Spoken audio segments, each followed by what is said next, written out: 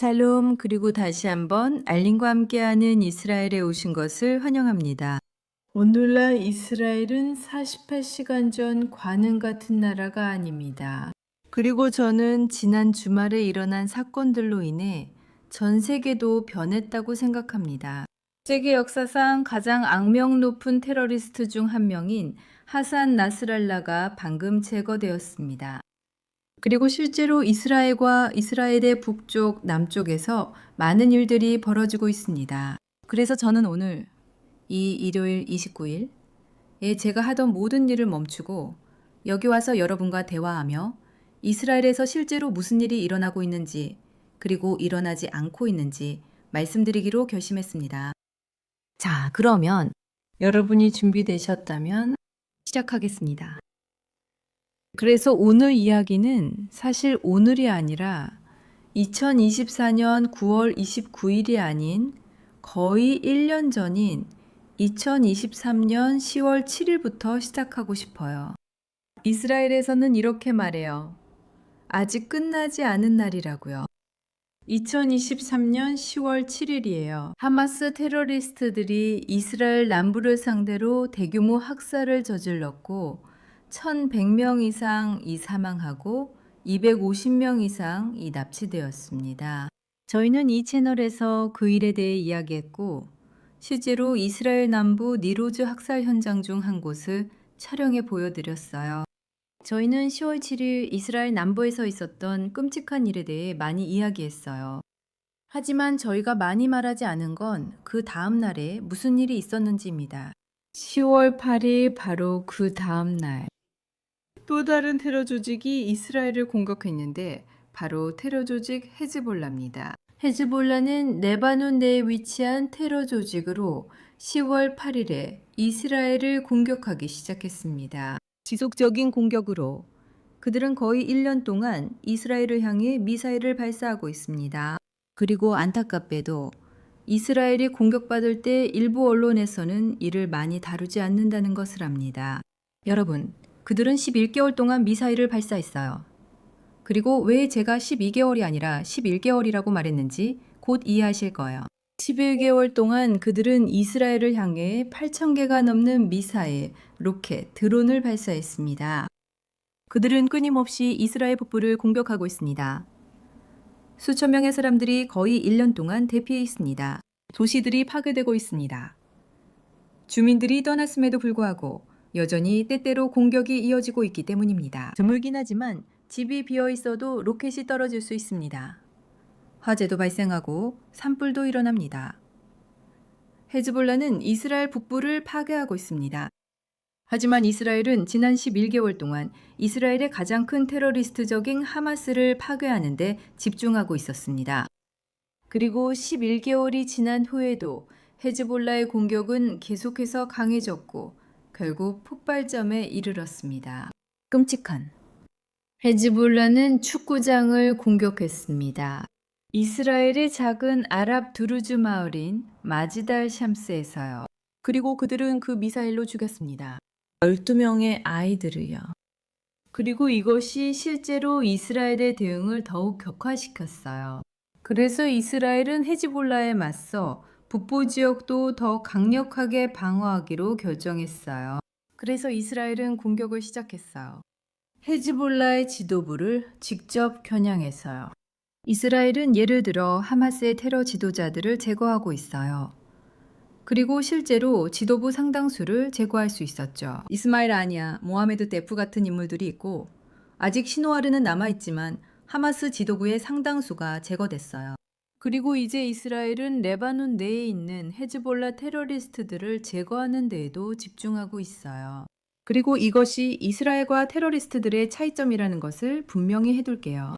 테러리스트들은 이스라엘에 로켓을 발사하거나 공격할 때 그들의 목표는 민간인들을 공격하는 거예요. 10월 7일의 학살은 민간인, 아이들, 여성, 노인들을 겨냥한 학살이었어요. 헤즈볼라가 이스라엘을 공격할 때도 마찬가지예요.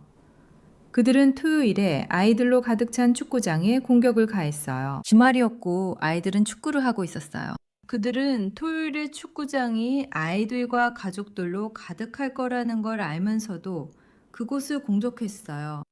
그게 바로 그들이 하는 일로 이스라엘 민간인을 공격하고 있어요. 그리고 이스라엘뿐만 아니라 여러분, 우리가 꼭 기억해야 할 게 있어요. 하마스가 수백 발의 미사일을 쏘았고 그 미사일들은 가자 지구에 떨어졌어요. 하마스의 미사일 중 10%는 여러 가지 이유로, 그리고 그들의 기술이 때때로 그렇게 정확하지 않기 때문에 가자 지구 안에 떨어져요. 그들은 미사일을 쏘면 가자 지구에 떨어질 수 있다는 걸 알고 있어요. 그리고 이렇게 하마스의 수백 발의 미사일이 가자 지구 안에 떨어져 팔레스타인 민간인들을 죽였어요. 그리고 헤즈볼라도 미사일을 발사해서 그 미사일이 레바논 본토나 요르단강 서안 지구에 떨어진 적도 있어요.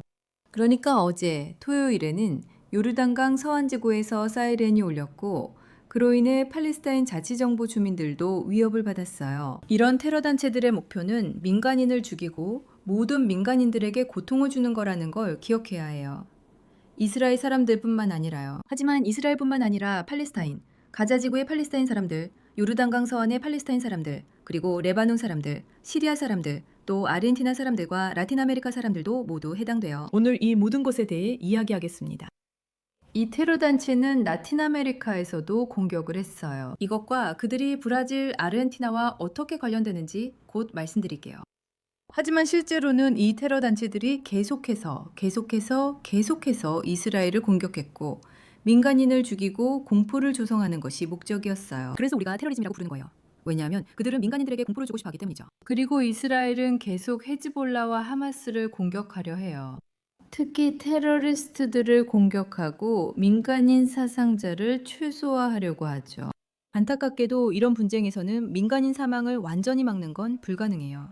정말 슬픈 일이에요. 저희는 한 사람 한 사람을 위해 기도해요. 이 분쟁에서 잃어버린 모든 무고한 생명들을 위해 그들이 국경의 어느 쪽에 있든 상관없이 기도해요. 무고한 민간인의 생명은 그저 생명일 뿐이에요. 하지만 이스라엘은 이런 파괴를 멈추게 하기 위해 테러리스트들만을 특정해서 공격하려고 해요. 제 뒤에는 1999년에 불법적으로 버려진 템플 마운트에 흙 400트럭 분량 이 쓰레기처럼 쌓여 있습니다. 하지만 2명의 고고학자는 이 흙이 사라지도록 내버려 두지 않았습니다. 그들은 이 흙을 구출해 템플 마운트 선별 프로젝트를 만들었습니다. 오늘날까지 50만 점이 넘는 유물이 발굴되었습니다. 솔로몬 성전의 도기, 예수시대의 동전, 영원히 사라질 뻔했던 역사의 조각들이죠. 이제 여러분도 이 구출 작전에 참여할 수 있습니다. 진짜 템플 마운트의 흙을 집으로 받아보고 성서 고고학을 지키는 데 힘을 보태세요. QR코드를 스캔하거나 아래 링크를 방문하세요. 왜냐하면 저는 세상 어떤 나라도 저는 지속적인 공격을 받아들여야 한다고 생각하지 않습니다. 여러분이 지금 어디서 보고 계시든 브라질이든 미국이든 아르헨티나든 포르투갈이든 앙골라든 여러분의 나라에 8,000개의 미사일이 발사된다면 여러분의 나라는 어떻게 대응하겠어요? 여러분이 아침에 일어나서 자녀를 학교에 데려다 주는 것이 두려운 상황을 상상해 보세요. 왜냐하면 끊임없이 하늘에서 미사일이 떨어지고 있으니까요. 그리고 끝날 기미도 전혀 없는 상황이에요. 미사일을 쏘는 사람들이 여러분 모두를 죽일 때까지 계속 미사일을 쏘겠다고 말합니다. 이것이 이스라엘의 현실입니다. 8,000개의 미사일 21개월 동안 발사됐어요. 그리고 우리는 전쟁이 시작될 때 헤즈볼라의 무기고에 15만 개의 미사일 로켓, 그리고 다른 종류의 폭발물과 드론도 있었다는 것을 알고 있어요. 하지만 그들은 약 15만 개의 미사일과 로켓을 보유하고 있었어요. 이스라엘이 헤즈볼라만으로 15만 개의 로켓이 발사되는 것을 허용했다고 상상해 보세요. 이란, 후티, 하마스를 빼고도요. 이라크, 시리아도요. 그러니까 한 나라가 이런 식으로 살아가는 건 불가능해요. 그래서 이스라엘이 그런 공격을 한 거예요. 첫 번째 큰 공격은 정말로 후추기 공격이었어요. 여러분이 기억하실지 모르겠지만 몇십 년 전에는 후추기를 사용했어요. 작은 기계로 메시지를 주고받는 그런 장치였죠. 헤즈볼라 테러리스트들은 서로 연락하기 위해 이 작은 호출기를 대량으로 구입했어요. 그 호출기들은 레바논으로 옮겨졌고 테러리스트들만 그것을 가지고 있었어요. 그 호출기들은 민간인들의 집에서 팔리거나 보관되지 않았어요. 테러리스트들만 항상 그 호출기를 가지고 있었죠. 그리고 이스라엘은 모사드의 대규모 비밀 작전을 통해 그 호출기 안에 약 50g 정도의 소량의 폭발물을 넣는 데 성공했어요. 그리고 이스라엘은 어느 날 이스라엘은 가서 그 수천 개의 호출기를 레바논 안에서 폭파시켰어요. 호출기들이 주머니 안에 있었다는 점을 기억하세요. 테러리스트들의 가방 안에 있었어요. 그래서 이스라엘은 하루 만에 헤즈볼라 테러리스트들을 대량으로 공격할 수 있었죠. 그 후 이스라엘은 소규모로 무전기를 이용한 두 번째 공격도 성공했어요. 그리고 테러리스트 집단이 더 이상 삐삐나 무전기, 해킹될 수 있는 전화로도 소통할 수 없다는 걸 알게 되자 결국 직접 만나기로 결정했어요. 그리고 이스라엘은 헤즈볼라의 16명의 지도자들이 모인 회의도 공격했어요. 그래서 이스라엘은 고위층의 상당수를 제거하는 데 성공했죠. 하지만 이스라엘은 제거하는 데 성공하지 못했어요. 그 뱀의 머리, 즉 나스랄라요. 하산 나스랄라가 그의 이름이었어요. 그리고 제가 이었어요 라고 말하는 이유는 왜냐하면 이스라엘이 금요일에 공격을 했기 때문이에요. 군사본부를 상대로 히즈볼라의 군사본부를 상대로. 왜냐하면 이스라엘은 그 수장 하산 나스랄라, 그 테러리스트가 건물 안에 있다는 정보를 가지고 있었기 때문입니다. 이스라엘은 토요일에 공격을 감행했습니다. 이스라엘이 공격을 감행하자마자 헤즈볼라는 이렇게 말했습니다. 아니요. 하산 나스랄라는 제거되지 않았습니다. 제거되지 않았습니다. 그리고 나서 정보들이 나오기 시작했고 실제로 토요일에 이스라엘도 그렇게 발표했고 헤즈볼라도 뱀의 머리가 제거되었다고 하산 나스랄라가 제거되었다고 발표했습니다. 그리고 지금 그에 대해 조금만 더 말씀드리고 싶은데요. 우리가 누구에 대해 이야기하고 있는지 여러분이 이해하실 수 있도록요. 나스랄라는 32년 동안 테러단체 헤즈볼라의 지도자였습니다. 1992년부터 헤즈볼라의 테러 공격을 계획해왔습니다. 여러분이 1992년 이후로 인생에서 해온 모든 일을 한번 생각해 보세요. 아직 태어나지 않은 분들도 있겠죠. 그 해에 태어나지 않은 분들도 이걸 보고 있을지 모르지만 그가 1992년부터 지금까지 해온 모든 일을 한번 생각해 보세요. 그는 주요 책임자 중 한 명이에요. 헤즈볼라의 성장에 큰 역할을 했어요. 헤즈볼라는 비교적 작은 테러 단체였는데 그가 헤즈볼라를 성장시켰어요. 그리고 그것뿐만 아니라 정말로 군사적으로도 엄청난 힘을 얻게 되었고 15만 개의 미사일과 로켓도 모두 그가 조직해서 모든 무기 저장고를 마련했어요. 이 무기 저장고들은 당연히 미사일과 로켓이 민간 지역에 위치해 있고 우리가 이 지역 전체의 주민들뿐만 아니라 전 세계를 상대로 알고 있는 모든 끔찍한 테러 전술들도 그가 조직한 거예요. 나스랄라는 전 세계적으로 테러 공격을 조직하고 조정해서 수천 명의 희생자를 냈어요. 이스라엘뿐만이 아니에요. 나스랄라는 두 건의 테러 공격에도 연루되었다는 점을 상기시키고 싶어요. 제가 참여했다고 하면 그는 군사본부에서 편하게 앉아 다른 이들에게 죽음과 고통을 안겼다는 의미입니다. 그가 직접 여행을 간 건 아니지만 그는 분명히 아르헨티나에 있는 이스라엘 대사관을 공격하라고 명령했어요. 대사관은 폭격을 당했죠. 폭파됐어요. 그리고 또 아미아도 공격당했어요. 아미아는 아르헨티나에 있는 민간 건물이었고 아르헨티나의 유대인 공동체에서도 사용되었어요.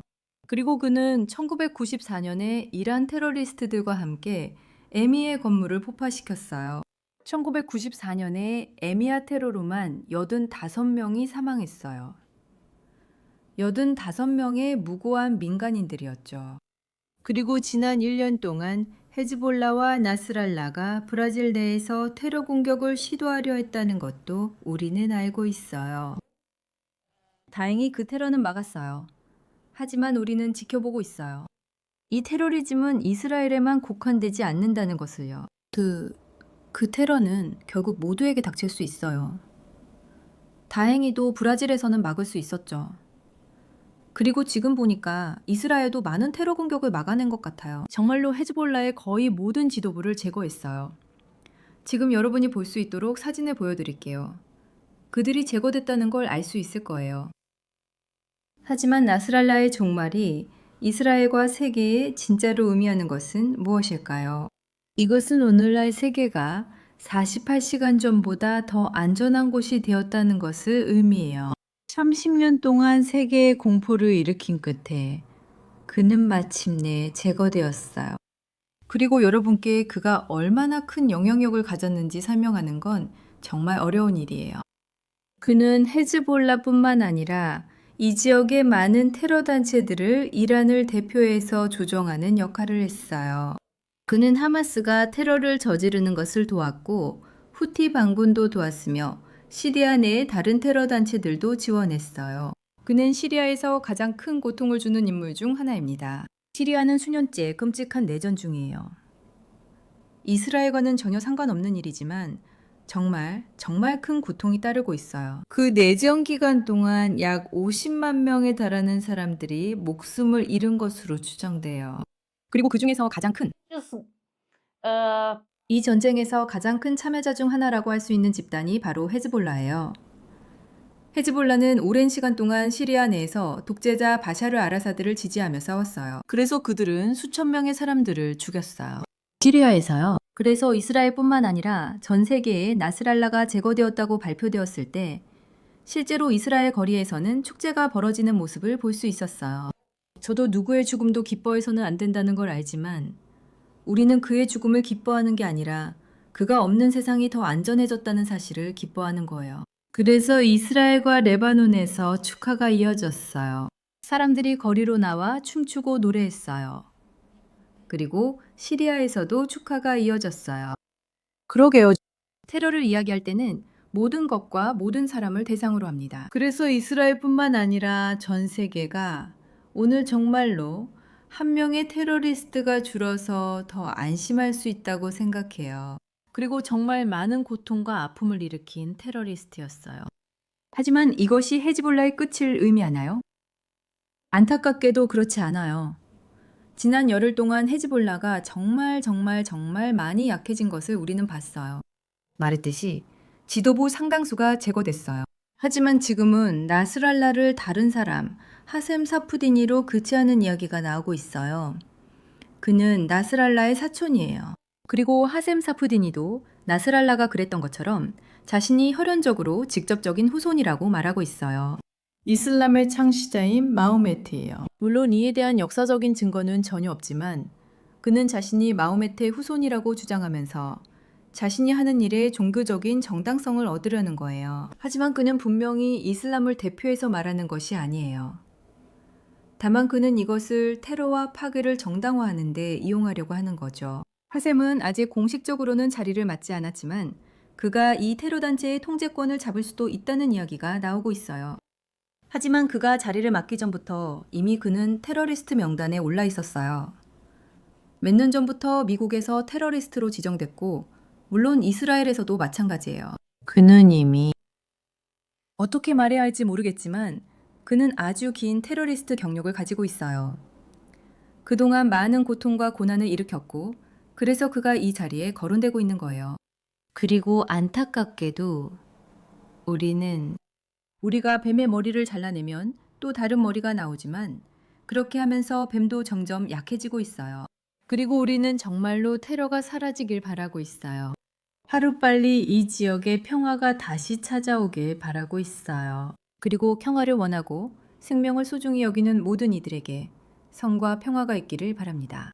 그리고 지금 이 시간을 빌려 시편 34편의 한 구절을 읽고 싶어요. 악에서 떠나 선을 행하세요. 평화를 추구하고 그것을 이루기 위해 힘쓰세요. 주님의 눈은 의인들을 바라보고 계시며 그분의 귀는 그들의 부르짖음에 열려 있습니다. 주님의 얼굴은 악을 행하는 자들을 향해 있으니 그들의 기억을 땅에서 지워버리시려는 것입니다. 그리고 우리는 여기 시편과 성경의 다른 곳에 기록된 대로 정확히 해야 해요. 우리는 평화를 찾기 위해 힘써야 해요.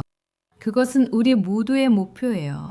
그리고 중동의 평화는 테러가 끝나야만 이루어질 거예요. 이것은 이스라엘 국민을 위해서도 팔레스타인인들, 레바논인들, 시리아인들, 예멘인들, 그리고 이 중동에서 고통받는 모든 사람들을 위해서도 필요해요. 저는 여러분께 중동 여러 나라에서 테러 단체들이 기독교인들을 상대로 저지르는 모든 박해에 대해 굳이 말씀드릴 필요도 없겠죠. 나이지리아에서 기독교인들에게 무슨 일이 일어나고 있는지 그들의 고통을 보세요. 그래서 우리는 이 고통이 모든 민간인들에게 닥친다는 것을 기억해야 해요. 기독교인, 유대인, 무슬림 모두가 테러로 고통받고 있어요. 그리고 평화를 원하는 사람들에게 평화를 이루는 유일한 방법은 정말로 테러를 끝내는 거예요. 제가 말했듯이 세상 어떤 나라도 머리 위로 8,000개의 미사일을 받아낼 수는 없어요. 11개월 동안이나 그렇게 당하면서도 자국의 민간인을 지키지 못할 거예요. 불행히도 이스라엘은 이런 테러리스트들로부터 스스로를 방어해야 합니다. 하지만 이스라엘이 승리할 수 있는 유일한 방법은 진정으로 전 세계 문명 국가들이 하나로 뭉치는 것입니다. 평화를 원하는 모두입니다. 여러분이 평화와 모두의 행복을 원한다면 여러분이 팔레스타인 사람들, 시리아 사람들, 레바논 사람들의 평화와 행복을 원한다면 우리가 그것을 얻을 수 있는 유일한 방법은 정말로 테러리즘을 근절하는 것입니다. 테러 자금 지원을 끝내야 합니다. 소셜미디어에서의 테러 지원도 마찬가지입니다. 정치적 지원도요. 여러분, 15만 개의 미사일은 엄청난 돈이 듭니다. 수백만 달러가 필요해요. 그 돈이 테러에 투자되고 있어요. 그리고 그 돈은 어딘가에서 오고 있어요. 그 돈은 테러리스트와 지지자들에게서 옵니다. 그러니까 우리 다시 한번 기억해봐요. 환경이 우리에게 말해주듯이 평화를 찾고 이루기 위해서는 테러리즘을 끝내야 해요. 그리고 그들에 대한 기억이 정말로 지워지길 바랍니다. 그리고 우리가 깨어날 수 있기를. 아마 며칠 후일 수도 있고 몇 달 후일 수도 있지만 언제가 될지는 모르겠지만 우리가 점점 더 깨어날 수 있기를 바랍니다. 새로운 하루와 더 많은 평화와 함께 정말로 이 지역에 사는 모든 사람들에게 더 많은 안전이 있기를 바랍니다. 이스라엘 국민, 레바논 국민, 시리아 국민, 그리고 팔레스타인 국민 모두의 선을 위해서라는 것을 알아주세요. 문제는 테러리스트들입니다. 그리고 저는 사과드립니다. 여기는 그런 주제를 다루지 않으니 양해 부탁드려요. 이스라엘의 멋진 모습 많이 보여드릴게요. 하지만 정말 진실은 말해야 해요. 그리고 진실은 라는 거예요. 오늘 세상은 더 안전해졌어요. 하지만 테러 위협은 여전히 존재하고 우리 모두를 위협하고 있다는 거예요. 여러분 모두에게 평화롭고 축복받은 하루가 되길 바라며 다음 주 일요일에 다시 만나요.